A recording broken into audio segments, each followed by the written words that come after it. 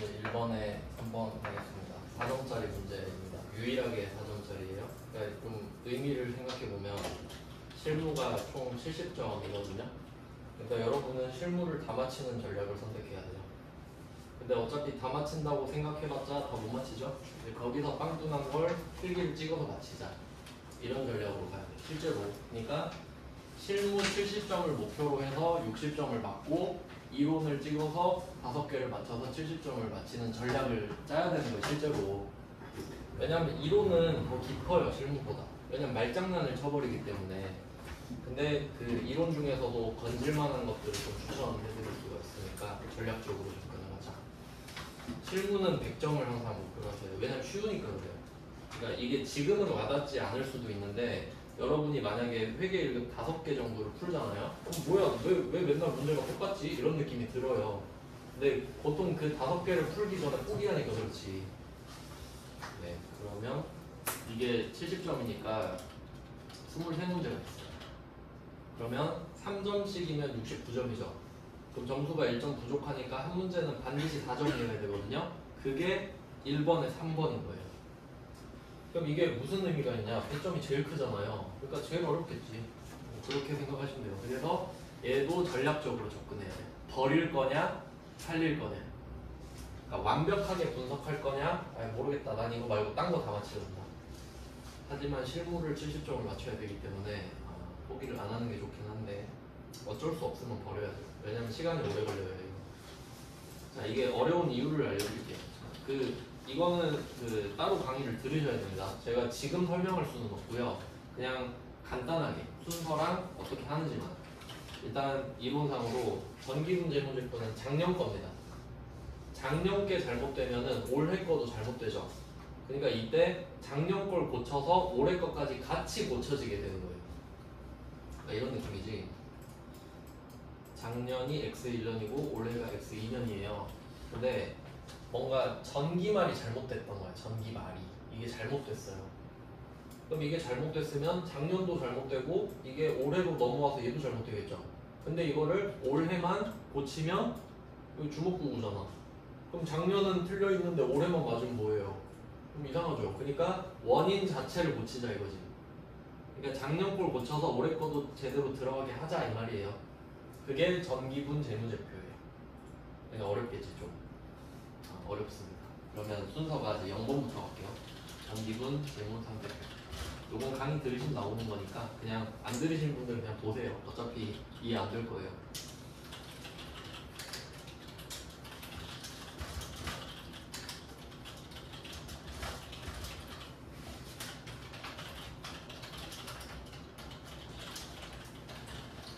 이렇게 되거든요.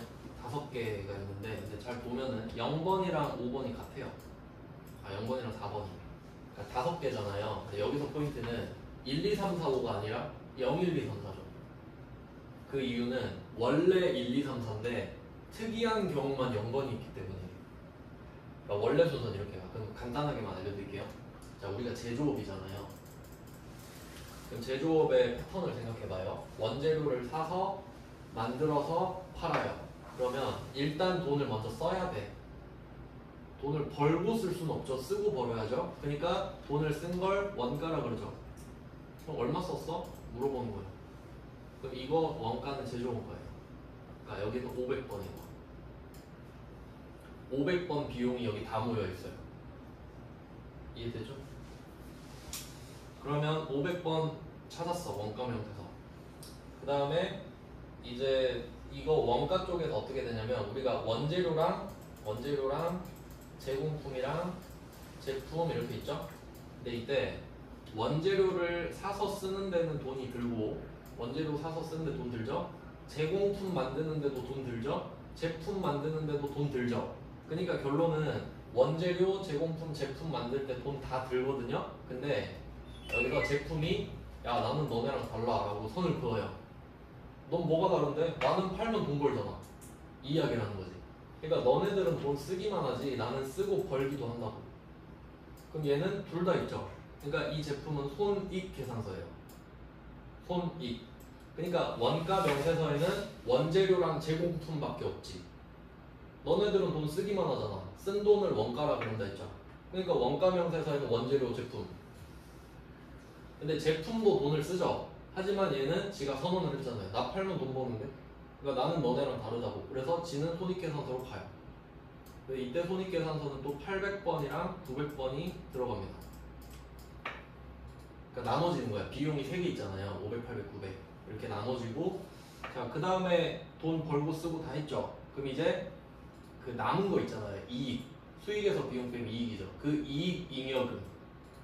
이 이익 잉여금을 처분해 쓰는 겁니다. 그러니까 회사 입장에서는 제품 팔아서 남는 돈이 잉여금이거든요. 여러분 입장으로 가처분 소득이에요. 그 카후라고 하죠. 카후. 월급 받고 카드 다 빠져나가고 그 돈 그걸 쓴다고 이제 없겠지만 네. 잉여금 처분을 하는 거예요. 그러고도 남았다 그러면 내 자본에 집어넣어 주는 거예요. 그러니까 1, 2, 3, 4 사이클이 맞는데 그럼 왜 굳이 0번이 있을 수 있냐? 전기분, 원재료, 제공품, 제품이 잘못됐으면 얘네들이 자산이니까 재무상태표 영향을 받거든요. 그런 내용이에요. 그러니까 이게 그 강의에 있어요. 전기분 재무제표. 결국 다시 하고 있네요. 하여튼 이렇게 간단하게 보고 이제 답만 찾을게요. 자, 그럼 문제를 보세요. 자, 전기분 손익계산서를 검토했다 그러죠. 그러면 순서를 0, 1, 2, 3, 4를 알고 계셔야 되는데 시작점을 딱 짚어줬죠. 손익계산서라고. 그럼 얘는 2, 3, 4 이렇게 끝나는 거예요. 시작점을 짚어줬기 때문에. 이해되세요? 그러니까 이 전체 흐름을 당연히 알아야 된다는 거예요. 힌트 없습니다. 안다는 전제하에 문제를 내기 때문에. 자, 그러면 손익계산서다라고 했어요. 그러면 이건 뻔해. 800번, 900번 중에 나오는 거예요. 그럼 보시면 광고선전비 나왔죠. 아까 결산도 나왔는데 광고선전비는 800번밖에 없습니다. 왜냐하면 본사에서만 홍보를 하니까. 공장에서 홍보 안 하죠. 그래서 얘는 800번이나 손익계산서구나 이렇게 가시면 되거든요. 자, 들어갈게요. 자, 왼쪽 밑에 있어요. 4개 세트. 4개 세트. 순서도 섞여 있습니다. 그러니까 순서도 내가 또 알아야 돼. 이 순서대로 푸는 게 아니거든요. 자, 그럼 여기서는 손익계산서 가죠. 이 2번이에요. 2번. 손익계산서로 갑니다. 들어왔어요. 네, 여기서 광고선전비 이야기 하거든요. 광고선전비. 클릭을 해요. 여기 800, 900 다 있죠. 보시면 왼쪽에 800, 900 보이죠? 800, 900. 자, 이 중에 광고선전비 380이 530이에요. 그럼 이 말은 380은 원래 있었는데 530이 되려면 이게 150 더해야겠네. 150이 커진다는 소리죠. 자, 그러면 이때 유의할 건 뭐냐면 지금 수익과 비용이 적혀 있는 건데 지금 당기순이익이 88, 020, 000 돼 있죠. 그럼 여기 왼쪽에서 150을 올려주면 여기서도 이건 비용이니까 여긴 150이 줄어요. 그러니까 비용이 150 커지는 거잖아요. 그럼 이익이 150 줄겠지. 쓴 돈이 많아지니까 남는 돈이 적어질 거 아니에요. 그거 한번 볼까요? 380을 530으로 바꾸는 건 쉽죠. 이걸 못하면 안 되죠. 이거는 여기까지는 다 해요. 줄어들었죠. 보면 줄어들었다. 우리가 몰라도 줄어들었어요. 자, 그러면 꺼요. 바꿨으니까. 자, 그리고 또 머릿속에 이걸 키는 거예요. 손익계산서 끝났네. 그럼 다음이 전기분 잉여금 처분계산서죠. 돈 벌었으면 이제 써야지. 쓰자. 자, 잉여금 처분계산서로 갑니다. 이쪽으로 갔어요. 그러면 여기 보면은 그 아까 당기순이익이 써 있었거든요. 그러니까 손익계산서의 결과는 당기순이익일 수밖에 없어요. 왜냐면 얼마 벌었고 얼마 썼는지 나 보여주는 게 손익계산서죠. 그러니까 손익계산서의 결과물은 당기순이익이거든요. 근데 여기서 그 손익계산서의 결과물인 당기순이익이 여기 잉여금 처분계산서로 오면은 얘가 또 원인이 돼요. 결과가 아니라. 그러니까 보면은 1, 2, 3, 4, 5, 6 써 있잖아요. 그러니까 얘는 그냥 이 그룹의 6번인 거예요. 로마자 1번에 미처분 이익잉여금 써 있죠. 이 중에 6번째 L인 거야 그냥. 근데 아까 그 금액이 150이 줄었죠. 근데 보니까 여긴 안 준 것 같아. 이게 문제인 거야. 그러니까 최신화를 시켜야 되잖아요. 근데 원래는 보고 적어야 되거든요. 근데 다행히 여기서는 좀 쉬운 방법이 있어요. F6 불러오기를 누르면 여기 있죠. F6 불러오기. 뭘 불러오냐? 당기순이익을 불러오겠냐? 당연히 불러와야죠. 네 하면 바로 반영돼요. 자, 그럼 이게 1번, 그 아라비아 숫자 1번부터 6번까지 합친 게 로마 숫자 1번이거든요. 그럼 이 금액도 바뀌었겠죠. 영향을 받았을 테니까, 당기순이익이 바뀌었으니까. 그러면 이 당기순이익이 바뀌어서 이 결과 미처분 이익잉여금 맨 위에 있죠. 이 금액도 바뀌었을 거야. 어떻게인지 모르지만 얘가 반영이 돼서 이렇게 냈을 테니까. 그러니까 얘도 줄었으니까 같이 줄었겠죠. 자, 근데 얘는 켜놔야 돼요. 잉여금 처분계산서 왼쪽 위에 올릴게요. 그 다음에 또 생각하는 거야. 손익계산서 끝냈고 잉여금 처분계산서 와서 불러와서 반영까지 지금 성공했죠. 이것까지 한 거야. 그럼 얘도 했고 얘도 했어요. 자, 마지막 재무상태표로 간다 이거지. 4번 재무상태표. 전기분 재무상태표로 가셔야 돼요. 재무상태표가 오른쪽 위에도 있거든요. 요건 단기, 요건 전기. 자, 전기로 가서 자, 여기 보면은 2월 이익잉여금이라고 써있는 게 있어요. 이게 미처분 이익잉여금이에요. 그러니까 좀 속으로 생각 들죠? 와, 진짜 문제 그지 같다 이 생각이 들죠? 그래 4점이에요. 솔직히 회계 1급에 내야 되나 생각은 들어요. 좀 아닌 것 같긴 한데 꼭 내요. 꼭 반드시 냅니다. 그래서 이 2월 이익잉여금 이름도 다르잖아요. 심지어 이게 프로그램 특성 때문에 그렇거든요. 어쩔 수가 없지. 자, 그럼 이때는 어떡하냐면 지금 전기분 잉여금 처분 계산서에 163,400,000 이렇게 써 있거든요. 근데 2월 이익잉여금은 다른 금액이 써 있어. 이렇게 같이 보게끔 세팅을 하면 제일 좋죠. 이렇게 같이 보이게. 다른 거 보이시죠? 그러면 이걸 또 얘가 이쪽에 반영해야 될 거 아닙니까? 왜 그러냐면 지금 애초에 보시면 대차 차액이 빵꾸가 난 게 보여요. 대차가 안 맞는다는 소리거든요. 얼마 안 맞습니까? 150이죠. 아까 그 150이에요. 그러니까 이 자본에서 150을 빼줘야 이게 아다리가 맞아지는 거지. 근데 그 금액을 내가 여기서 150을 빼도 되지만 그냥 이거 보고 베끼면 되죠. 163, 400, 000 163, 400, 000 이렇게 쓰면 딱 맞습니다. 없어졌죠. 이렇게 사이클이 한 바퀴 도는 거예요. 그러니까 항상 마무리는 재무상태표가 되거든요. 근데 또 무조건은 아닌 게 이렇게 문제 낼 수도 있습니다. 개꿀인 문제는 뭐냐면 만약에 손익계산서를 검토를 했는데 광고선전비에 150을 더하세요 이렇게 한 거예요. 근데 여기서 뭐라고 할까, 수도광열비에서 150을 빼. 그럴 수도 있죠. 그러니까 총액은 맞는데 광고 선전비를 적게 잡아서 150을 더하라는 거예요. 그리고 수도광열비를 더 잡았으니까 그걸 빼라는 거지. 그러면 손익계산서 안에서 금액이 맞아져 버리죠. 그럼 여기서 끝이에요. 다음으로 넘어갈 이유가 없지. 금액이 안 바뀌니까. 그러니까 이게 진짜 그냥 회계를 알아야 돼요. 이 문제 풀려면. 되게 어려워요 진짜. 근데 이 문제는 또 쉬운 편이야. 원래 그 전기분 재고자산으로 가면 진짜 0, 1, 2, 3, 4 이렇게 가거든요.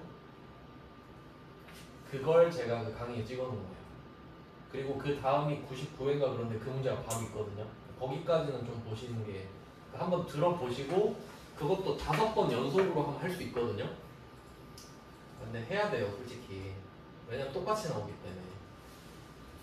그러니까 솔직히 말하면 문제가 올 랜덤으로 나오는 3점짜리 다 맞히는 것보다 어려워도 이렇게 딱 정형화된 4점짜리를 마스터하는 게 더 낫지 않나요? 오히려 그게 마음이 편해버린다 보면. 그래서 알아서 선택을 하시고요. 답은 정해져 있지만 선택을 해보시고.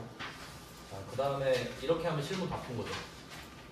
근데 이걸 하고 나면 여러분은 이미 끝났어요 시간이. 그러니까 필기는 없어 여러분한테.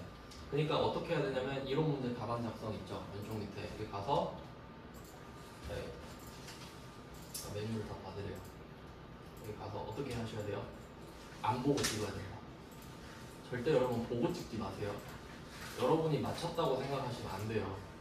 이렇게 찍으시면 되는데 네, 이 작업을 하기 전에 시간이 한 5분 있다. 그러면 뭘 훑어보면서 찍을 거냐 이걸 해보자는 거예요. 네, 이게 어차피 찍긴 찍어야 되잖아요. 이제 운에 맡기는 거죠 이제. 그리고 요거는 뭔지 아시죠? 6번의 장부조회. 그거 시험지에 적어놓은 거 옮겨주면 돼.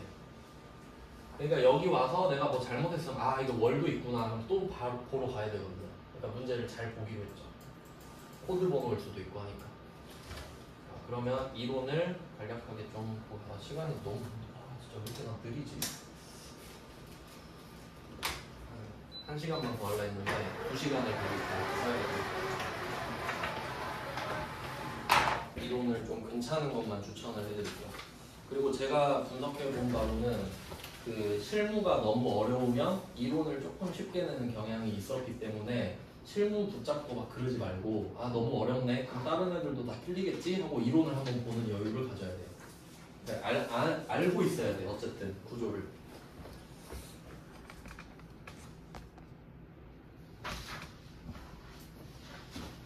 한번 훑어볼게요. 그리고 이거 문제 보실 때 절대 정독하시면 안 돼요. 그냥 스키밍 하는 거예요. 뭐 단어들 보면서 아 이런 게 있네, 풀만한 게 뭐 있지 이렇게 보셔야 돼요. 그냥 쓱쓱쓱 봐야 된다고 제목만. 그럼 이론 시험 15문제가 있는데 솔직히 뭐 한 절반 5개만 여러분이 풀어도 대박이에요. 그러면 일단 1번을 보면은 이런 거 보면은 버려야겠다는 생각이 강하게 들죠. 1번 버리시면 되고, 그다음 2번 이건 맞춰야 돼요. 자, 재무상태표 표시할게요. 재무상태표. 이거는 틀리면 안 돼요. 왜냐면 재무상태표는 익숙한 주제고 선지도 짧잖아요. 이런 건 반드시 갖고 가야 돼요. 그럼 이거랑 같이 내는 게 뭐 있냐면 재무상태표하고 손익계산서 이거 2개 물어보는 거 엄청 많이 내요. 그러니까 알고 있으면 이 정도 맞힐 수 있죠. 그리고 또 중요한 거는 이 2개를 포함하는 개념이 재무제표입니다. 이거 잘 구분해야 돼요. 처음에 실수 많이 하는 게 재무상태표랑 재무제표를 혼동하는 거예요. 그러니까 그 2개를 똑같다고 생각해버리거나 아 그게 뭐였지 이런 경우가 많아요. 근데 이 둘은 분명히 다릅니다. 다른 이유는 아시죠? 왜냐면 재무제표가 더 큰 개념이잖아요. 그러니까 재무제표는 손익계산서도 들어가 버린다고요. 그러니까 이때 재무상태표를 물어보는지 재무제표를 물어보는지에 따라 범위가 바뀌죠. 그럼 아예 다른 문제가 돼버리는 거라고. 근데 이걸 내가 착각하면 아예 이상한 짓을 계속 하고 있는 거예요. 그럼 이때 재무상태표를 보면서 이 생각해야죠. 아 요거는 자산, 부채, 자본이다. 자산, 부채, 자본. 손익계산서는 수익, 비용이다. 이 정도는 아셔야죠. 자, 그러면 내용을 볼게요. 1번에 타인자본 보이시죠? 부채라고 쓸게요. 부채. 한번 생각해보면 이거 말장난인데 자본은 그냥 캐피탈인데 자본은 그냥 안 갚아도 되는 돈이라고 제가 말씀드렸거든요. 근데 남의 거래. 남의 돈이죠. 그럼 남의 돈을 내가 왜 얘기하지? 빌렸으니까. 부채. 그럼 이번에 자기 자본은 뭘까요? 이게 자본이야. 그럼 둘 다 알 수 있죠. 부채, 자본 알 수 있죠. 그 다음에 3번 자산총액. 자산총액은 타인 자본이랑 자기 자본을 합친 거겠죠. 네 돈, 내 돈 합친 게 총 돈 아닙니까? 그럼 끝났네요. 답이 4번이죠. 그럼 경영성과는 어떻게 해석하셔야 되냐면 경영성과에다가 손익계산서라고 적어주세요.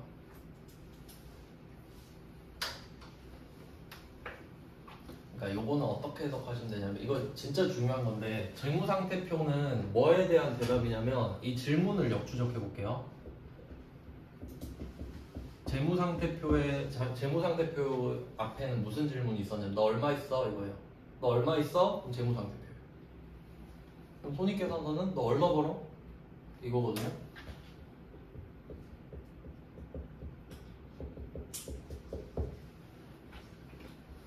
자, 얼마 있니랑 얼마 벌었니랑 다르죠. 왜냐면 그 금수저가 있다고 할게요. 금수저가 있어. 백수예요. 근데 너 얼마 있니? 하고 10억 이럴 수 있잖아요. 얼마 벌었어? 안 버는데? 그럼 얘는 재무상태는 좋죠. 그럼 성과는 어때요? 성과가 없잖아. 그러니까 여기서 성과가 뭐겠어요? 손익이지. 그렇게 생각하면 돼요. 그러니까 금수저 백수를 생각해요. 너 성과 뭐야? 없어. 근데 자산은 많죠. 그러니까 경영 성과는 재무상태표에서 알 수 없다. 얼마 있는지가 성과는 아니잖아요. 얼마 있는 건 팩트지 그냥. 그러니까 이 둘 중에 뭐가 더 중요하겠어요? 손익계산서. 손익계산서가 더 중요하지. 얼마를 버는지가 더 중요하지 않아요? 그러니까 여러분이 남들한테 궁금한 게 재산이 아니라 연봉 아닙니까? 왜 연봉이 중요하니까. 그게 경영 성과라고요. 그러니까 이게 왜 이렇게 되냐면 재무상태로는 재무상태표로 뭘 알 수 있냐면 재무상태를 알 수 있다 그래요. 그럼 이걸 누가 틀려? 재무상태표를 보면 재무상태를 알 수 있다. 이거 안 틀리겠죠? 근데 손익계산서를 보면 경영성과를 알 수 있다. 이러면 틀리잖아요. 근데 맞는 말이에요. 알겠죠? 그러니까 손익계산서가 성적표예요. 회사로 치면. 맞죠? 성적표 맞잖아. 얼마 벌었는지가. 얼마 있는지는 많이 빌리면 되잖아요. 그냥. 그래서 아주 좋은 문제입니다. 그러니까 2번 보고 바로 풀어야 돼. 이거. 주워 먹는 문제. 그러니까 이런 거는 한 번 풀어보면 다음에 나오면 또 맞히기 때문에 설명을 드리는 겁니다. 네, 그 다음에 3번 이것도 푸셔야 돼. 유형자산의 취득원가. 아 그리고 이것도 좀 붙여드리면은 그럼 2번이 재무상태표잖아요. 그럼 만약에 재무제표로 바뀌면 4번도 맞는 게 되죠. 손익계산서도 재무제표니까. 그럼 아예 양상이 바뀌어버린다고. 그럼 경영성과도 알 수 있지 재무제표로. 이렇게 바뀔 수 있으니까 잘 아셔야 된다는 거고. 그 다음에 3번은 유형자산의 취득원가. 아 이거 틀리면 솔직히 안 되지 않나요? 이거 틀리면 안 되잖아요. 1번 토지 취득세 맞죠? 그 다음에 3번 채권 강제 매입 기억나요? 이거 제가 취득세랑 똑같다 말했죠. 취득세보다 낫다 그랬죠. 20만원짜리를 25만원에 사는 거면 뭐 나쁘지 않잖아요. 20만원은 얻었으니까. 그럼 이때 5만원 손해보죠. 그러니까 이때 매입 금액이 25만원, 현재 가치가 20만원. 그럼 빵꾸난 거 5만원이죠. 그게 5만원 손해봤으니까 취득세랑 똑같은 거라고요. 그래서 1번과 3번은 같이 갑니다 보통. 그래서 붙여놓으면 되겠고 1번과 3번은 동시에 발생해요 실제로. 그 다음에 4번 설계와 관련하여 전문가에게 지급한다. 이게 좀 생소할 수 있는데 보통 우리가 완성품을 사잖아요. 근데 만약에 내가 기계장치를 만드는데 주문을 하는 거예요. 커스터마이징으로. 아, 이 기계를 주문하고 싶은데 혹시 이렇게 좀 옵션을 바꿀 수 있을까요? 이런 느낌이야. 근데 그 옵션을 고르기까지 설계하는데 전문가한테 물어본 거지. 전문가한테 물어보니까 우리한테는 이런 설계가 적합할 것 같다고 해서 이걸 바꿔달라고 한 거예요. 그럼 이때 그 전문가한테 준 돈 있죠? 그 돈도 기계장치 값에 포함된다 이거지. 이해되시죠? 그럼 답이 2번이죠. 2번은 상품이랑 전혀 상관없지 않나? 유형자산은 전혀 상관이 없기 때문에 그래요. 이건 그냥 판관비 정도가 되겠죠. 홍보비 정도로 뺄 거 아니에요. 광고 선전비나. 그래서 3번도 괜찮고 그다음 4번도 푸셔야 됩니다. 4번도 꼭 푸셔야 돼요. 이거 쉬운 문제인데 유가증권이죠. 4번 문제 답은 3번입니다. 3번. 한번 볼까요? 단기 매매 증권은 주식 및 채권 적용된다. 다 맞아요. 주식도 단타 칠 수 있고 채권도 단타 칠 수 있습니다. 채권은 금리가 낮아지면 돈을 버는데 지금은 올랐으니까 좀 벌기 힘들겠네. 어쨌든 채권도 단타가 가능해요. 채권은 만기가 길수록 그 수익률이 커지는데 어쨌든 가능하고 당좌자산으로 분류한다 이 말은 당좌자산은 유동자산을 뜻합니다. 그러니까 단기매매증권은 내가 목적 자체가 단기잖아요. 단타를 칠 거죠. 근데 그 제가 친구 이야기 하잖아. 나 물려가지고 막 몇 년째 지금 못 팔고 있다. 근데 얘는 이름은 단기인데 막 3년 갖고 있어요. 그럼 이게 단기가 맞냐? 맞아요. 왜? 의도가 단기니까. 아, 지금 어쩔 수 없이 물려있는 거지. 그렇다고 지금 손절할 수는 없잖아. 그러니까 의도는 당좌자산에 있는데 상황 때문에 못 판 거니까 어쩔 수 없습니다. 그래서 단기매매증권은 내가 실제 보유기간과 상관없어요. 의도만 보기 때문에 무조건 당좌자산이에요. 그래서 단기매매증권은 검색하면 계정 과목이 하나밖에 없어요. 근데 매도 가능이랑 만기 보유는 2개씩 있는 거 아시죠? 네, 그래요. 하여튼 답이 3번. 그럼 나머지 틀린 거 1번 만기 보유 증권은 주식은 안 되죠. 주식은 만기가 없잖아요. 주식 X. 그 다음에 2번 매도 가능 증권은 만기가 1년 이상인 경우, 이 말은 1년 아래인 경우도 있다는 겁니다. 그리고 회계에서는 이상, 뭐 초과, 미만, 이하 그런 거 별로 따지지 않아요. 그냥 1년이 중요한 거예요. 여기서 그냥 대충 1년 이런 느낌이에요. 회계에서는. 그럼 만기가 1년 이상이면 투자자산으로 분류하는 거 여기까지 맞죠? 근데 주식만 가능해요? 매도 가능 증권? 아니, 채권도 가능하지. 채권도 매도 가능하잖아요. 그래서 여기선 주식 형태만이 아니라 주식, 채권 다 된다. 그래서 2번이 틀렸고, 그 다음에 4번 만기 보유 증권은 주식에만 적용된다고? 얘는 채권에만 적용되죠? 만기 보유 증권은 채권에만 적용되고 투자자산으로 분류한다. 이것도 정확하진 않아요. 투자자산도 되고 당좌자산도 됩니다. 왜냐면 만기가 1년 이내일 수도 있잖아요. 그래서 그렇게 보시면 4번까지는 좀 풀만하다. 그러니까 2, 3, 4는 꼭 푸셔야 돼요. 한번 읽어보고 5번은 이것도 할 수 있긴 한데 이거 버릴게요. 정확하게 풀 수 있는 것만. 6번도 버리고 원가도 다 버리고 하고 싶긴 한데 근데 원가는 제가 추천을 안 하는 이유가 뭐냐면 안 배웠는데 굳이 읽기가 좀 그렇잖아요. 어차피 안 읽힐 건데. 그러니까 저는 답을 아니까 막 그렇게 하는데 추천하는 게 좀 아닌 것 같아요. 뒤에 부가세를 한번 공략해 볼까요? 그러니까 참고로 문제가 이 재무가 8 나오고 원가가 4, 부가세가 3 나오거든요. 그러니까 우리 원가는 솔직히 좀 포기 상태이고요. 내 문제 때문에 원가를 배울 수는 없잖아요, 솔직히. 그러니까 이건 그냥 쿨하게 버린다 생각하시고 8개 중에 한 3, 4개만 맞히면 좋겠다 정도 생각하셔야 돼요. 그리고 부가세도 제발 얻어 걸리는 거 하나만 이 정도로. 그래서 5개. 찍어서 또 몇 개 맞히고 하면 되니까. 찍을 때는 보지 말고 찍으세요. 그리고 그렇게 찍는 경우 있는데 막 내가 몇 개 풀었는데 막 3이 4개 있어. 그럼 1, 2, 4 이렇게 찍지 마세요. 3번이 맞았다는 보장이 없으니까 보지 말고 찍기. 근데 찍은 건 번호 적고 채점해야 되니까. 그날의 답이 나와요. 시험지 갖고 올 수 있거든요. 그러니까 찍어도 적어와요. 채점하게. 자, 그 다음 13, 14, 15 부가세. 이 부분은 쉬워요. 다행히. 그러니까 우리는 이 회차에서 6문제를 노려볼 겁니다. 자, 13 볼게. 이거 진짜 개꿀. 과세 대상 써있죠. 어디다가 부가세를 때릴래? 이거거든요. 일단 확실한 거 재화, 용역 이건 아시죠? 그럼 재화, 용역 우리 재화 공급하죠. 그럼 재화 공급은 맞아. 우리 과세, 부가세 걷어서 내니까. 근데 용역을 우리가 공급은 안 하는데 우리 뭐 법무사 수수료 준 적도 있고 공인중개사 수수료 준 적도 있죠. 그럼 용역의 공급도 부가세 낸다는 거 알 수 있죠. 그때는 우리가 내겠지. 저 사람이 나한테 공급하니까. 그럼 이제 3번과 4번을 한번 볼까요? 3번 재화의 수입이죠. 이거 보면서 무슨 생각이 들어야 돼요? 소비지구 과세 원칙.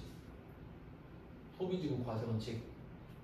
수입국이 과세하는 걸 원칙으로 한다. 그럼 재화 수입하면 우리가 지금 수입국이죠. 그럼 과세해요 안 해요? 소비지구 과세 원칙. 소비지국이 여러분 직구하면 부가세 내잖아요. 관세도 내고. 그러니까 지금 과세 대상으로 보는 거. 재화의 공급, 용역의 공급, 재화의 수입은 보는 거라고. 부가세를 내잖아요. 근데 상식적으로 생각해봐요. 용역을 어떻게 수입할 거야? 여러분 미용실 가서 머리 하는 게 용역이에요. 그럼 국내에서는 내가 용역 공급 받을 수 있죠. 근데 해외 디자이너한테 어떻게 머리 받을 거냐고요. 용역을 어떻게 수입할 거냐고. 용역의 수입도 있긴 있는데 없다고 보시는 게 맞아요. 실제로는 있어요. 근데 없다고 보시면 됩니다. 왜? 서비스를 수입하는 게 힘들잖아요. 그래서 4번 이거 쉽죠? 이거 외우시면 돼요 그냥. 그럼 재화의 수출은 뭐죠? 재화의 수출 재화의 수출은 과세 대상이 맞는데 0%. 그렇게도 될 수 있겠지. 그러니까 재화의 수출도 과세고 재화의 수입도 과세예요. 근데 수출은 0%고 수입은 10%라고 배운 적 있는 것 같지 않아요? 그거 적용하셔야지. 이게 메인 매출 종표랑 정확하게 연결되는 거잖아요. 근데 그건 알고 이건 모르면 안 되지.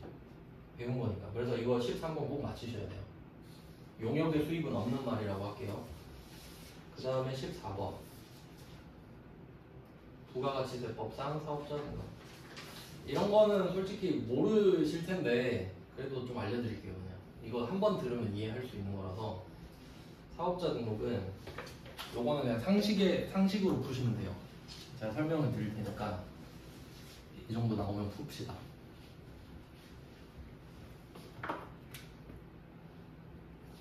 이렇게 시간이 흘러가는데 여기서 우리가 사업을 개시했다고 할게요. 사업을 개시했다. 근데 요거는 살짝 추상적인 개념이에요. 사업을 개시했다는 거는 일단 사업의 형태가 뭔지가 중요해요. 그러니까 우리는 제조업이잖아요. 그럼 제조업 입장에서 사업 개시를 한 건 뭐냐? 공장을 열고 기계를 돌리면 사업을 개시했다는 걸 볼 수 있겠죠. 그리고 뭐 내가 통신 판매업을 한다 하면 뭐 인터넷에서 뭐 네이버 스토어에다가 우리 거를 올렸다, 이런 게 사업 개시가 되는 거죠. 그러니까 그 의지를 보여주는 장면이거든요, 사업 개시는. 근데 사업 개시한 거랑 사업자 등록을 한 거랑은 별개예요. 맞죠? 내가 공장을 돌리는 거랑 사업자 등록을 하는 거랑은 별개. 맞죠? 왜냐면 사업자 등록을 안 하고 공장만 돌릴 수도 있잖아요. 그럼 그 시점이 안 맞으면 어떻게 할 거냐 이거예요. 그러면 국세청 입장에서 뭐가 좋을까 생각해 보세요. 사업 개시를 하기 전에 미리 사업자 등록을 하면 얼마나 좋겠어요, 국세청 입장에. 그렇지 않겠나요? 그러니까 미리 하면 돈을 내진 않겠지만 벌면 바로 낼 거 아니야. 그러니까 사업 개시일보다 빨리 만약에 사업자 등록을 해요. 성격이 급해가지고. 그럼 국세청이 뭐라 그러겠어요?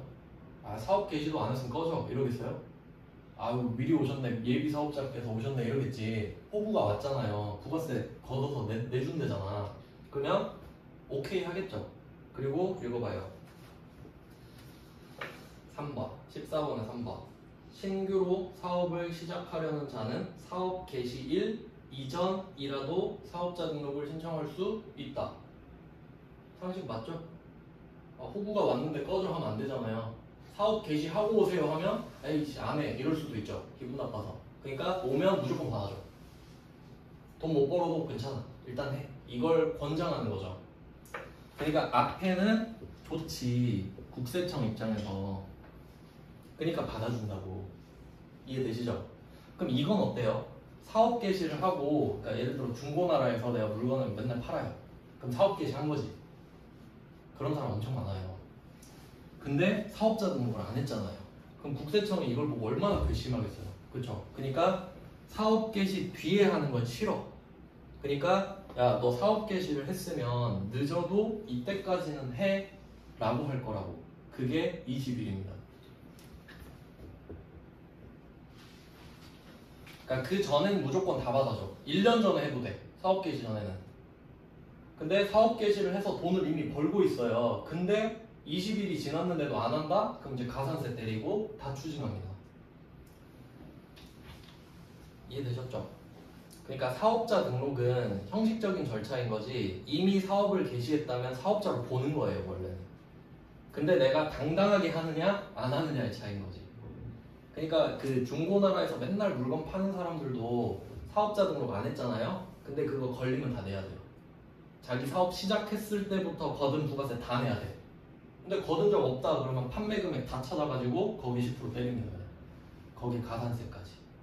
안 그럼 누가 사업자 등록하고 사업하겠어요? 사업자 등록 안 하고 전 아닌데요? 이러면 배째라 이렇게 돼버리니까. 그래서 좀 느낌 아시겠어요? 앞에는 해줘, 뒤에는 늦으면 안 돼. 근데 그 20은 암기지. 근데 앞에는 괜찮고 뒤에는 안 되는 건 이해해줘.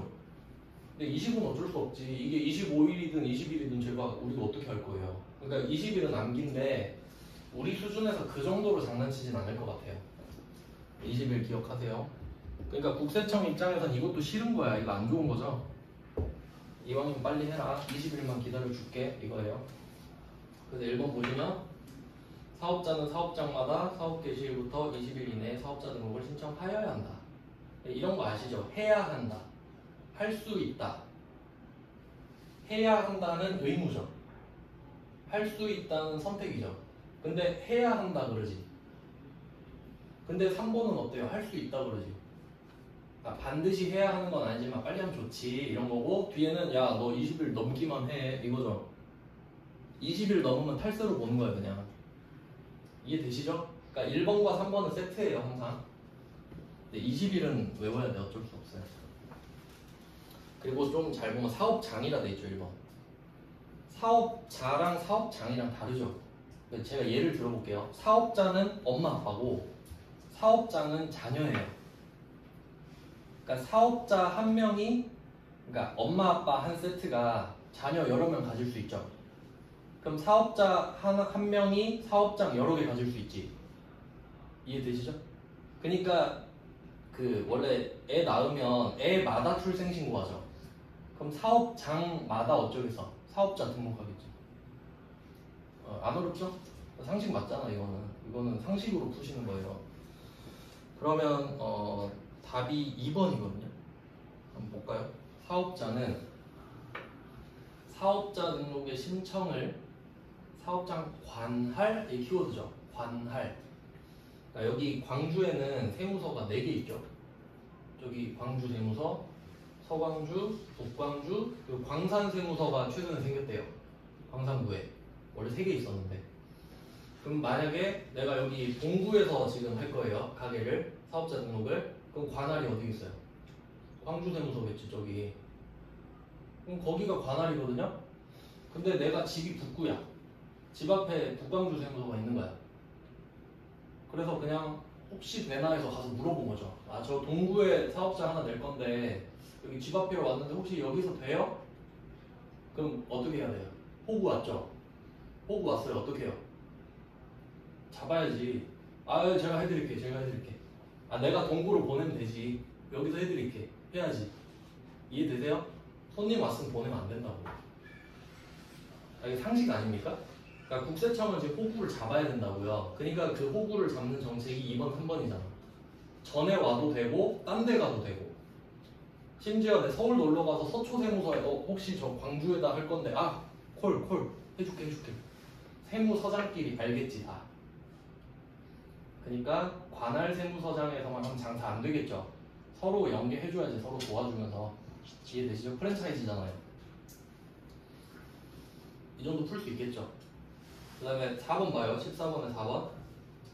사업자는 등록사항이 변경되면 그 주소가 바뀌었다거나 뭐 그 자질구레한 거 바뀔 수 있잖아요.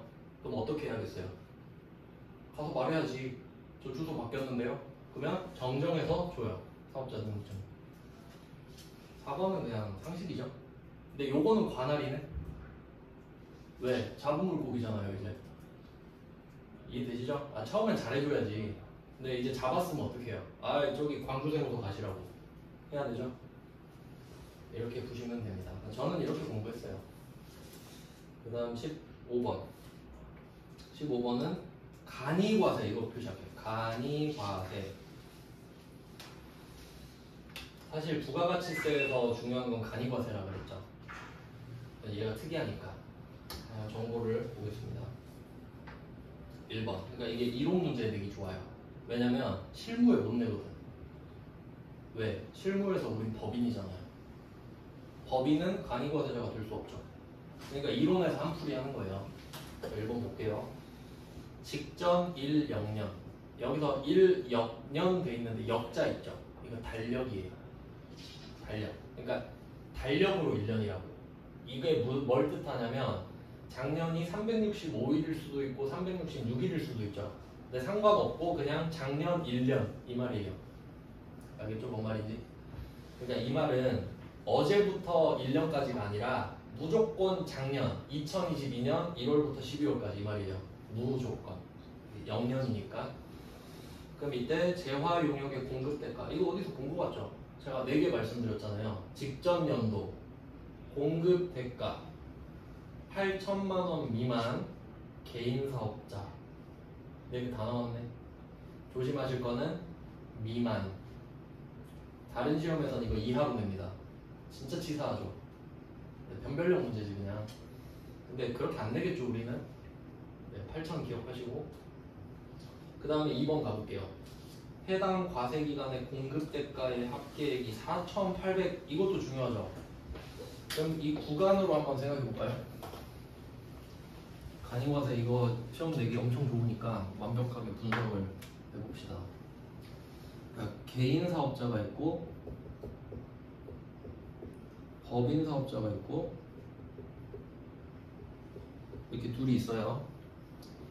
법인 사업자는 소득이 빵원이든 무한이든 그냥 일반 과세자죠. 그냥 일반 과세자. 얘는 공부할 필요 없죠. 그럼 법인 사업자가 있다 하면 일반 과세자다 하고 끝나면 돼요. 자, 근데 개인 사업자는 구간이 4,800 미만, 8,000 미만, 그리고 8,000 이상이 있겠죠. 여기가 일반 과세자. 이렇게 됩니다. 그럼 일반 과세자는 기본적으로 세금 계산서 발급할 수 있죠. 그럼 이 8,000 미만이 지금 간이과세자라고 한 거잖아요. 맞는 말이죠. 근데 여기서 2번 문제를 보면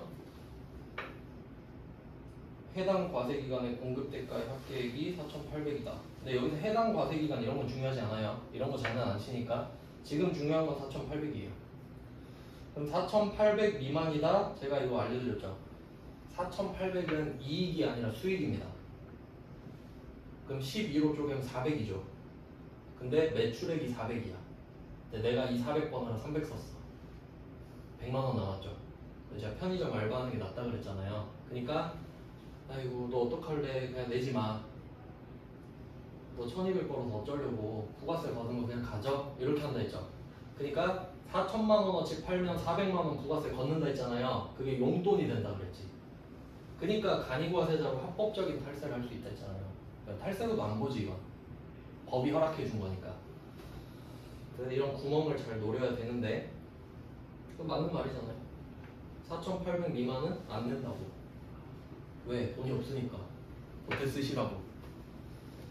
그래서 이 4,800 미만은 아예 납부를 안 하죠. 납부를 안 해. 납부를 안 한다는 말은 의무가 없다는 말이죠. 그러니까 세금 계산서를 못 주게 하지. 그러니까 너는 영수증이나 발급해. 기브 앤 테이크.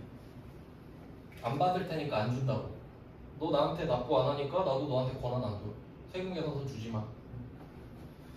그래 어차피 그 동네 식당 하면 되죠. 미용실 하면 되고 당구장 하면 되고 영수증 버려달라고 하는 데 가서 장사하면 됩니다.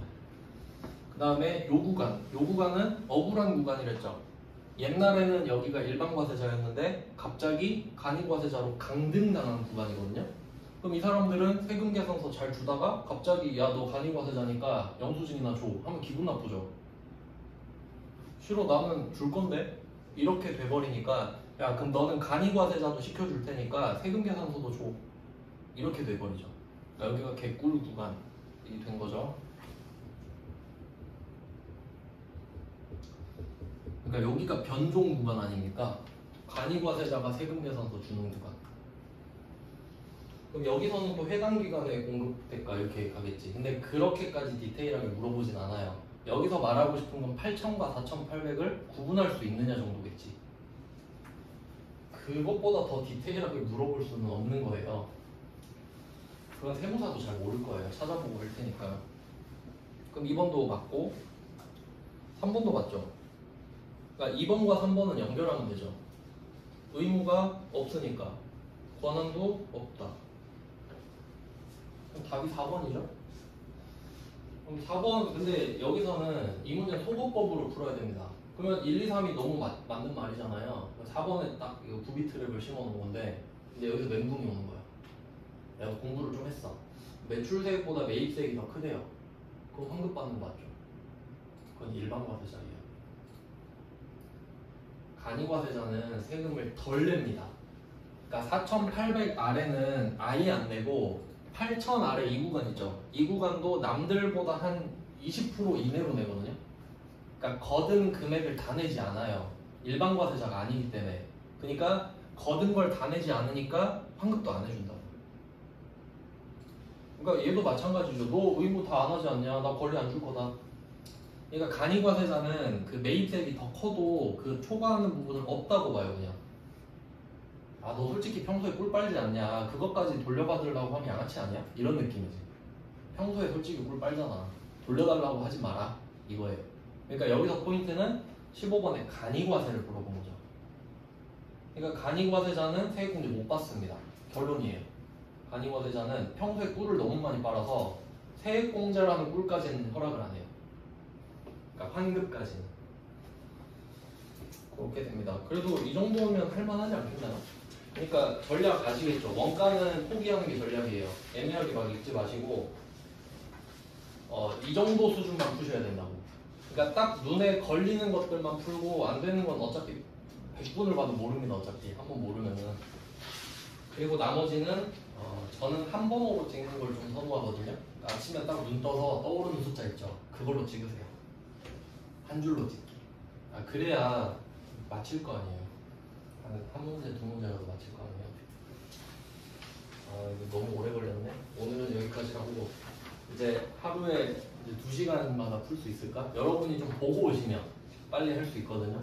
지금 모른다는 전제가 깔려서 지금 미안해서 좀 천천히 하는 거니까 오늘 105회 드렸잖아요. 그걸 그냥 한번 보고 오세요. 그러니까 입력해보면 베스트고 모르겠으면 그냥 답이라도 한번 보고 입력까지 해보시면 좋겠습니다. 그리고 설명되면 되니까. 한번 입력을 해보면 설명을 듣는 데 집중하니까 입력 안 해도 되잖아요. 그리고 또 집 가서 한번 더 해보면 좋고. 그렇게 하죠. 내일은 진짜 하루에 한 개를 목표로 하겠습니다. 오늘은 이렇게 하고요. 고생하셨습니다.